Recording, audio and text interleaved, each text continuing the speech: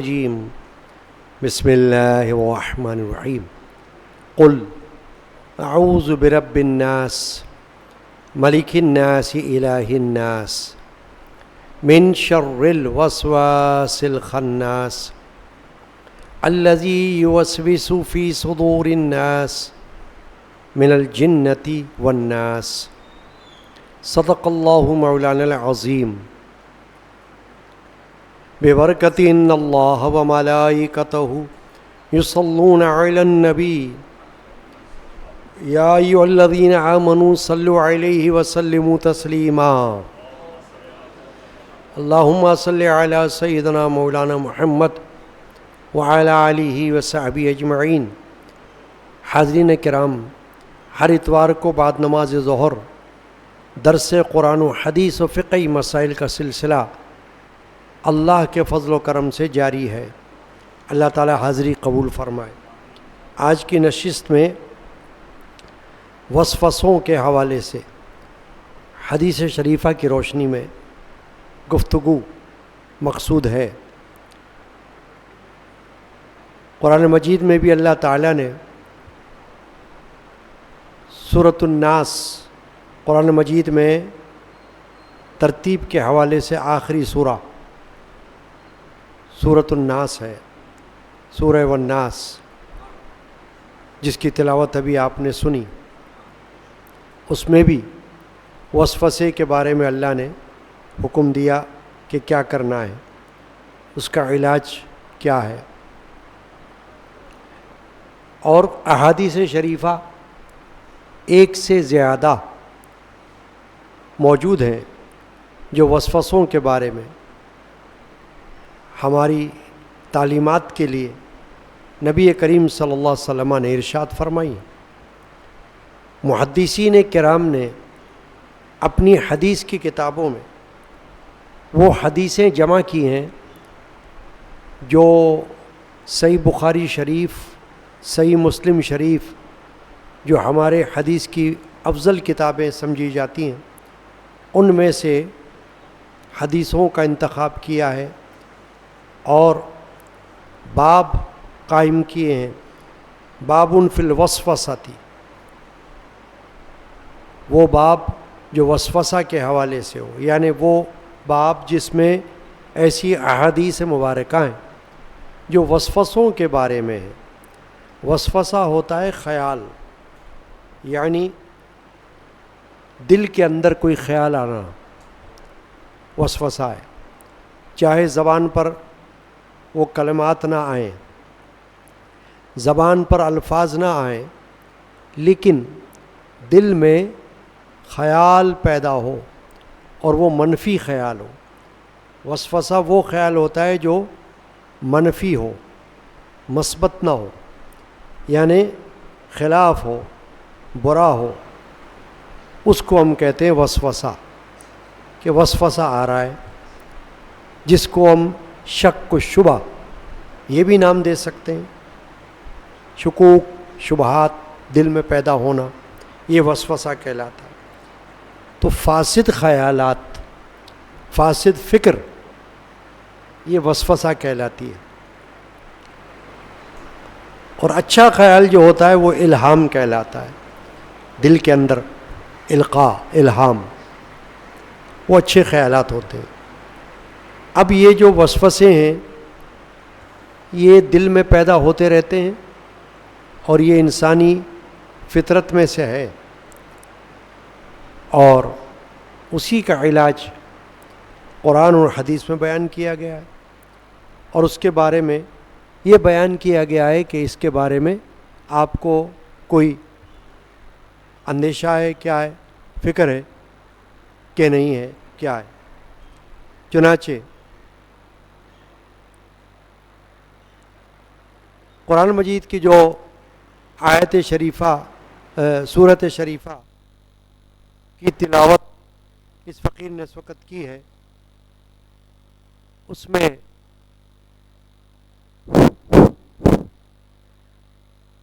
اللہ تبارک و تعالی نے ارشاد فرمایا ہے، من شر الوسواس الخناس، کہ اللہ تعالیٰ سے پناہ مانگو خناس کے وسوسوں کے شر سے. من شر الوسواس الخناس. خناس معنی شیطان، کہ شیطان اور اس کی اولاد، اس کی ذریت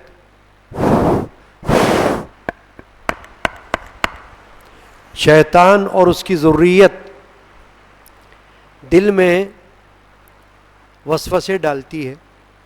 تو اللہ تعالیٰ نے یہ ارشاد فرمایا کہ اس کے وسوسوں سے اللہ تعالیٰ کی پناہ طلب کرو. جیسے ہم کہتے ہیں اعوذ باللہ من الشیطان الرجیم، اس کا معنی یہی ہے کہ میں شیطان مردود سے اللہ کی پناہ چاہتا ہوں، اللہ کی پناہ مانگتا ہوں شیطان سے. اس کو ہم کہتے ہیں تعوذ. یہ جو ہم پڑھتے ہیں اعوذ باللہ، یہ کہتے ہیں، اس کو کہا جاتا ہے تعوذ. اعوذ باللہ من الشیطان الرجیم.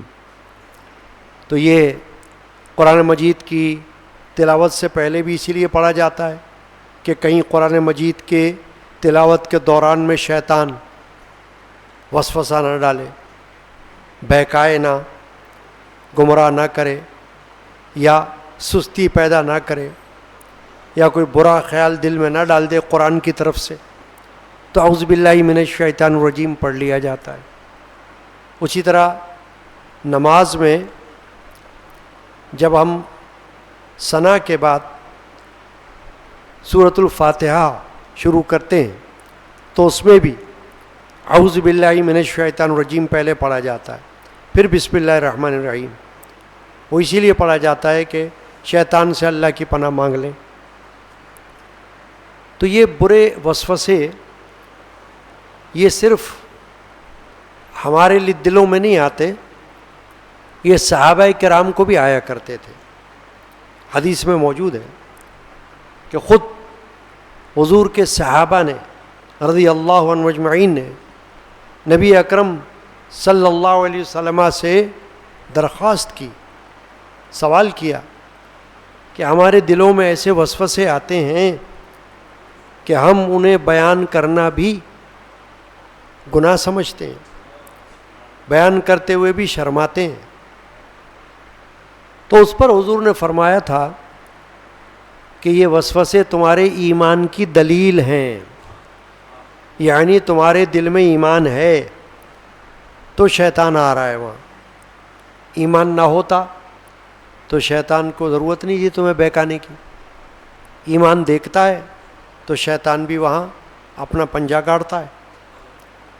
چنانچہ حضور نے ان کو تسلی دی کہ وسوسے پر تمہاری کوئی پکڑ نہیں، وسوسوں پر تمہاری گرفت اللہ نہیں فرمائے گا. چنانچہ قرآن مجید کی سورہ والناس میں آپ نے سن لیا کہ اللہ نے حکم دے دیا کس طرح سے اللہ سے پناہ مانگا کرو. تو ایک تو جب وسوسے ہوں تو ان کے دفعیہ کے لیے سورۃ والناس کی تلاوت بھی اچھی ہے، یہ کر لی جائے اور اس میں نیت کر لی جائے. جب یہاں پہنچیں من شر الوسواس الخناس تو اس وقت یہ نیت کر لیں کہ یا اللہ شیطان کے وسوسوں سے مجھے اپنی پناہ میں رکھ. پھر اس کے علاوہ احادیث موجود ہیں. اب وسوسے کیا ہوتے ہیں؟ ان کی کئی قسمیں ہو سکتی ہیں. وسوسے صرف یہی نہیں ہے کہ کوئی دنیاوی برائی کا خیال دل میں آ جائے، یا نماز پڑھتے ہوئے آ جائے، یا قرآن مجید کی تلاوت کرتے ہوئے آ جائے، یا کوئی تسبیح وظیفہ پڑھتے ہوئے خیال آ جائے، یا ویسے آ جائے.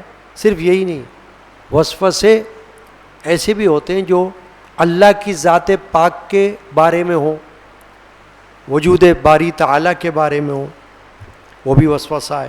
یعنی نفی، اللہ کے وجود کی نفی، معاذ اللہ، اللہ کے نہ ہونے کی طرف دل میں خیال، یہ وسوسہ ہے.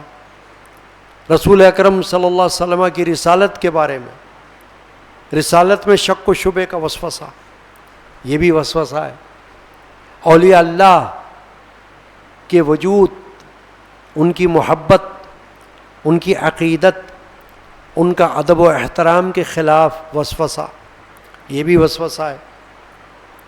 اور بہت ساری باتیں ہو سکتی ہیں جو اسلام ایمان کے تقاضوں کے حوالے سے ہوں، کہ ان تقاضوں کے خلاف دل میں کوئی بات کا پیدا ہو جانا، منفی طور پر، مائنس، نیگیٹو، تو یہ وسوسہ ہوتا ہے۔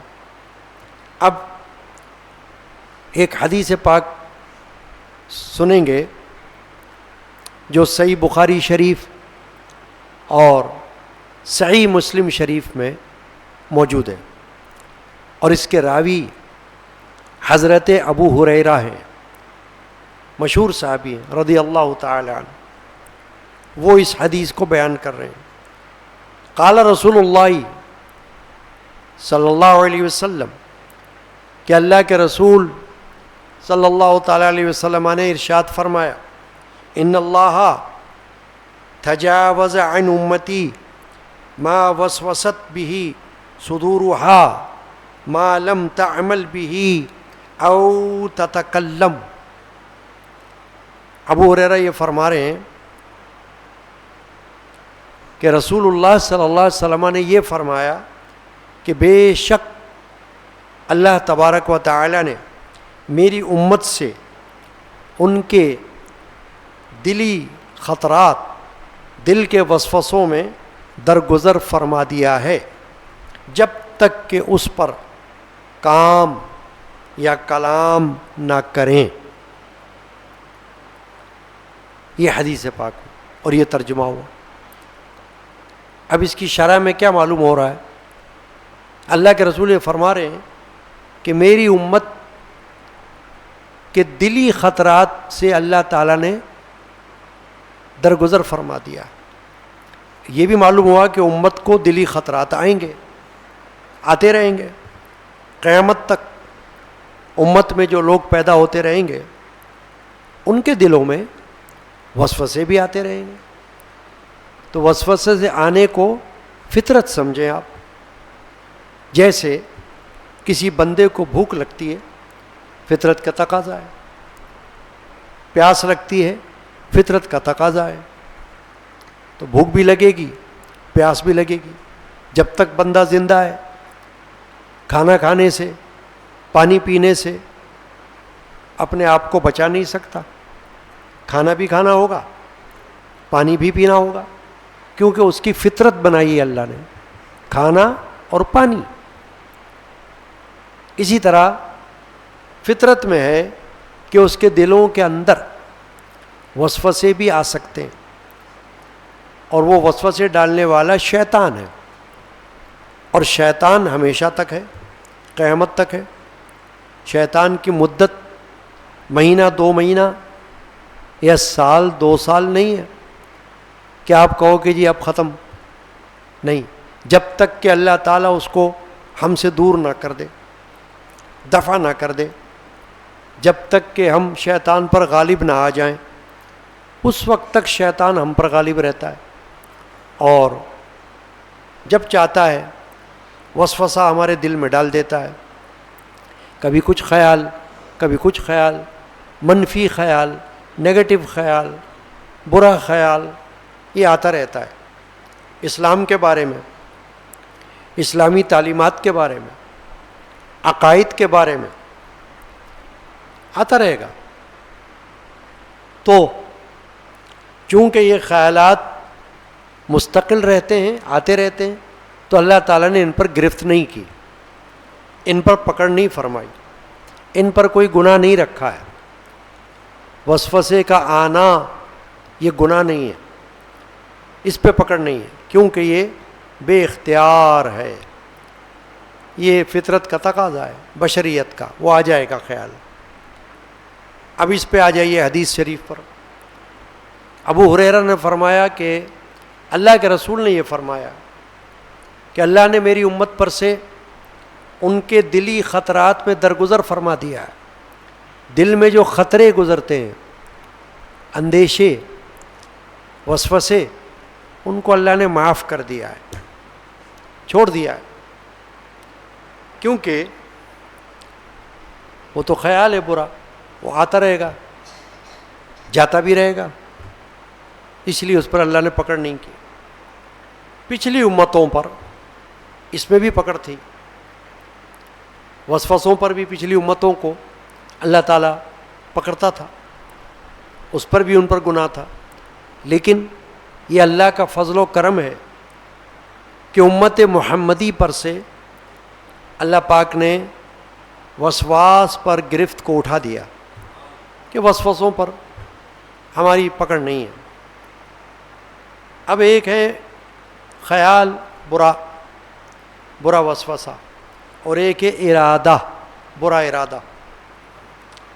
اب خیالات پر تو بالکل پکڑ نہیں ہے، ارادہ برا اگر پکا ہو جائے تو پکڑ ہے. پکا برا ارادہ کوئی کر لے کہ یہ برا کام کروں گا، ضرور کروں گا، تو وہ گناہ میں داخل ہو جائے گا اور اس پر پکڑ ہو سکتی ہے.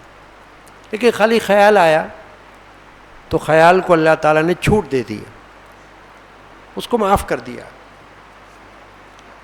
تو مشہور محدث جن کو ہم رئیس المحدثین کہتے ہیں، ہندوستان کے اول محدث، بہت بڑے عالم اور سلسلہ قادریہ کے بہت بڑے شیخ، حضرت شیخ عبدالحق محدث دہلوی علیہ الرحمہ، انہوں نے یہ فرمایا ہے کہ جو برا خیال دل میں بے اختیار آ جائے اسے حاجز کہتے ہیں، اور یہ آنا جانے والا ہوتا ہے. آنن فانن آیا اور چلا گیا، تو اس پر کوئی اللہ تعالیٰ پکڑ نہیں فرماتا. چنانچہ ابھی میں نے عرض کیا تھا کہ کچھ صحابہ حضور کی خدمت میں حاضر ہوئے. مسلم شریف کی حدیث ہے کہ انہوں نے یہ عرض کیا کہ یا رسول اللہ، ہم اپنے دلوں میں ایسے خیالات محسوس کرتے ہیں کہ ان کو بیان کرنا بہت بڑا گناہ سمجھتے ہیں. تو آپ فرمایا کہ کیا یہی ہے؟ حضور نے فرمایا کہ قال ذالک،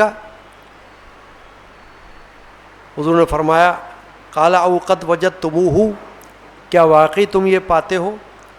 قالوا نعم، صحابہ نے کہا ہاں یا رسول اللہ. قال ذالک صریح الایمان، یہ تو واقعی ایمان ہے کہ اس کی فکر مت کرو. یہ جو تمہارے دل میں وسوسے آتے ہیں، جس کا تم کو احساس ہو رہا ہے، تو یہ ایمان کی نشانی ہے. کیونکہ شیطان وہیں نظر کرتا ہے جہاں کہیں ایمان دیکھتا ہے. چنانچہ نماز کے اندر بھی وسوسے آ سکتے ہیں. دوران نماز، عین نماز کی حالت میں خیال جا سکتا ہے کہیں بھی. انسان ہے بے اختیار، یہ نہیں کہ ہم خود بخود کوشش کرتے ہوں کہ بھئی خیال آ جائے، نہیں، بس آ جاتا ہے خیال، برا وسوسہ آ سکتا ہے. تو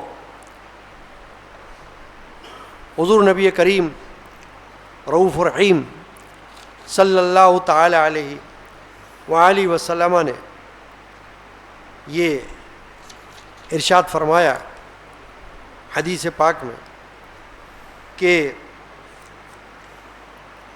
جب کبھی ایسا ہو جائے تو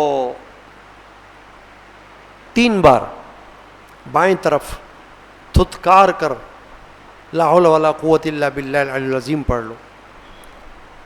اب اس میں فقہاء نے یہ فرمایا کہ عین نماز کی حالت میں تو اس طرح سے کرنے سے بچنا چاہیے، تھتکارنے سے، عین نماز کی حالت میں. لیکن احتیاطی طور پر نماز شروع کرتے وقت، یعنی جب تکبیر تحریمہ اللہ اکبر پہلی تکبیر کہنی ہے اس سے پہلے، اس کو کہتے ہیں حفظ ما تقدم، پہلے ہی سے پیشگی، ایڈوانس.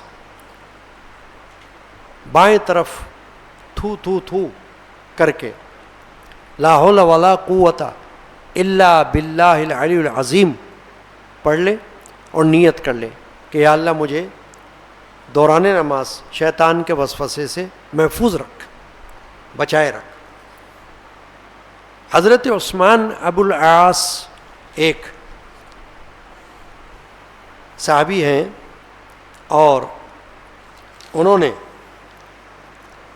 اللہ کے رسول صلی اللہ علیہ وسلم سے عرض کیا کہ یا رسول اللہ، شیطان مجھ میں اور میری نماز اور تلاوت میں حائل ہو گیا، بیچ میں آ گیا شیطان، نماز کے اندر آ گیا، تلاوت کرتے ہوئے نماز میں بیچ میں آ گیا، اور نماز مشتبہ ہو گئی. مشتبہ کا مطلب کہ جیسے مجھے خیال نہیں رہا میں نے کتنی رکعت پڑھی ہے، یا مجھے خیال نہیں رہا میں نے کیا پڑھا، کہاں سے پڑھا، بھول گیا. شیطان نے بھول ڈال دیا. تو حضور اکرم صلی اللہ علیہ وسلم نے فرمایا عثمان بن ابو العاص سے کہ اس شیطان کو خنزب کہا جاتا ہے. خنزب، اب اس کو خنزب بھی کہا گیا ہے، خنزب بھی کہا گیا ہے، اور خنزب بھی کہا گیا ہے.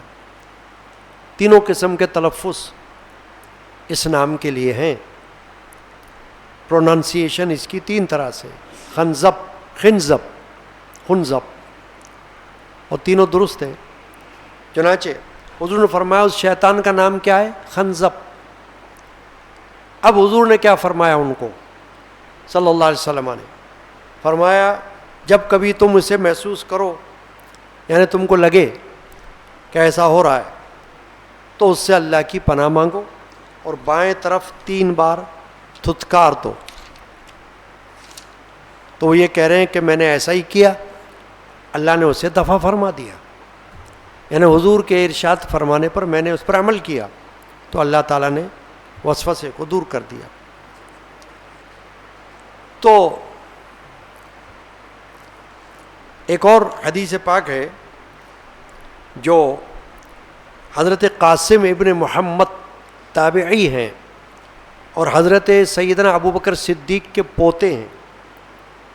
وہ روایت کرتے ہیں کہ ان سے کسی شخص نے پوچھا کہ میں اپنی نماز میں وسوسہ محسوس کرتا ہوں،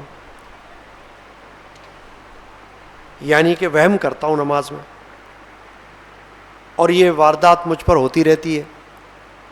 تو آپ نے فرمایا حضرت قاسم بن محمد نے کہ اپنی نماز پڑھ لیا کرو، کیونکہ یہ وہم تو جائے گا نہیں یہاں تک کہ تم یہ کہتے ہوئے نماز ختم کرو گے کہ میری نماز مکمل نہیں ہوئی. یعنی تم نماز پڑھ بھی لوگے تو تمہارے دل کے اندر وسوسہ رہے گا کہ میری نماز اچھی نہیں ہوئی، میری نماز کامل نہیں ہوئی. تو انہوں نے فرمایا کہ اس کو چھوڑ دو، اس خیال کو، تم اپنی نماز مکمل کیا کرو بس. وہ یہ وسوسہ ہے، یہ آ سکتا ہے، یہ آ جائے گا، چلا بھی جائے گا، چھوڑ دو اس کو، یعنی اس کے پیچھے مت پڑو. اب جیسا کہ میں نے عرض کیا تھا کہ وسوسوں کی کئی قسمیں ہیں. چنانچہ ایک حدیث میں حضرت انس رضی اللہ تعالی عنہ، صحیح بخاری شریف کی حدیث ہے، وہ فرما رہے ہیں، روایت کر رہے ہیں کہ رسول اللہ صلی اللہ تعالی وسلم نے یہ فرمایا کہ لوگ پوچھتے رہیں گے یہاں تک کہ یہ کہہ دیں گے کہ اللہ نے ہر چیز پیدا کی تو اللہ کو کس نے پیدا کیا. یہ وسوسے کی ایک قسم ہو گئی، بہت بڑا وسوسہ ہے کہ لوگ سوال کرتے رہیں گے فلاں چیز کو کس نے پیدا کیا، آپ کہو گے اللہ نے. پوچھیں گے زمین کو کس نے پیدا کیا، آپ کہو گے اللہ نے. اچھا آسمان کو کس نے پیدا کیا، آپ کہو گے اللہ نے. اچھا ٹھیک ہے. انسان کو کس نے پیدا کیا، اللہ نے. اور جنات کو اللہ نے. اچھا ٹھیک. فرشتوں کو کس نے پیدا کیا؟ اللہ نے. تو حدیث میں آیا کہ پھر یہ ہوگا کہ شیطان بیچ میں اکسائے گا، کہے گا کہ اب یہ سوال کرو کہ اللہ کو کس نے پیدا کیا. اب اس سے آگے کیا بات ہو؟ باقی چیزوں کے بارے میں تو آپ کہتے رہے کہ اللہ نے پیدا کیا، اللہ نے پیدا کیا. صحیح ہے، اللہ نے پیدا کیا، مگر اس سوال کا جواب آپ کیا دو گے کہ وہ کہے گا اللہ کو کس نے پیدا کیا؟ یہ اب یہاں تو وہم آ جائے گا نا کہ ارے اللہ کو کس نے پیدا کیا. تو اس لیے حضور اکرم صلی اللہ علیہ وسلم فرمایا کہ جب ایسا موقع آ جائے تو پھر لاحول پڑھو کہ یہ شیطان ہے جو تمہیں بہکانا چاہ رہا ہے، گمراہ کرنا چاہ رہا ہے، یہاں تک کہ اللہ کے بارے میں بھی تمہارے دل میں خیال ڈال دیا کہ اللہ تبارک و تعالیٰ کو کس نے پیدا کیا. تو اللہ تو خود سے ہے، اللہ تو قدیم ہے، اللہ کو تو کسی نے پیدا نہیں کیا.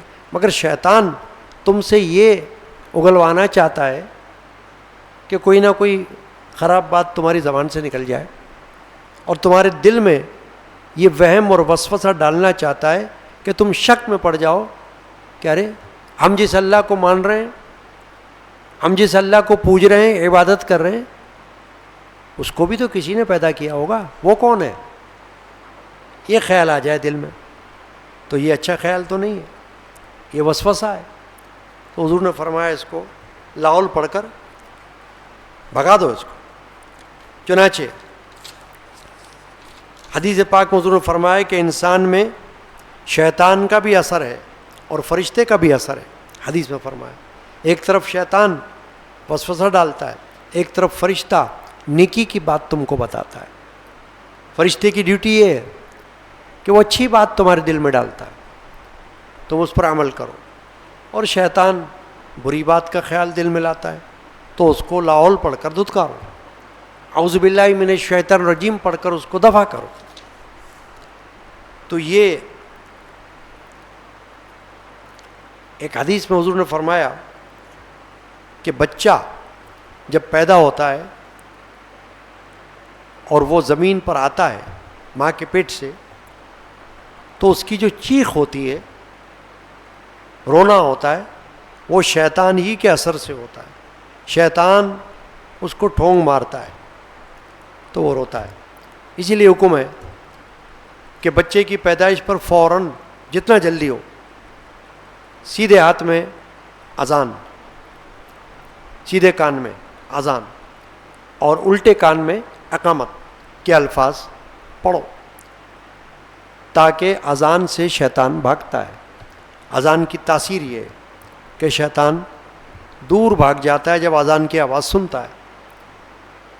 تو اس پر ہمارا عقیدہ ہے، ایمان ہے کہ بچہ جب روئے گا پیدا ہونے کے بعد تو وہ شیطان کے اثر سے روئے گا. شروع سے ہی شیطان اس پر اپنا غلبہ، اپنا قبضہ کرنا چاہتا ہے. چنانچہ حکم یہ ہے کہ اس وقت اذان دو اس کے کان میں. تو آج وسوسوں کے بارے میں احادیث شریفہ اور قرآن مجید کی سورۃ الناس ہم نے سن لی. اللہ تعالیٰ اس کو یاد رکھنے کی ہمیں توفیق عطا فرمائے، اور وسوسے جو دل میں آتے ہیں مختلف اقسام کے، اللہ ان سے ہم کو بچائے.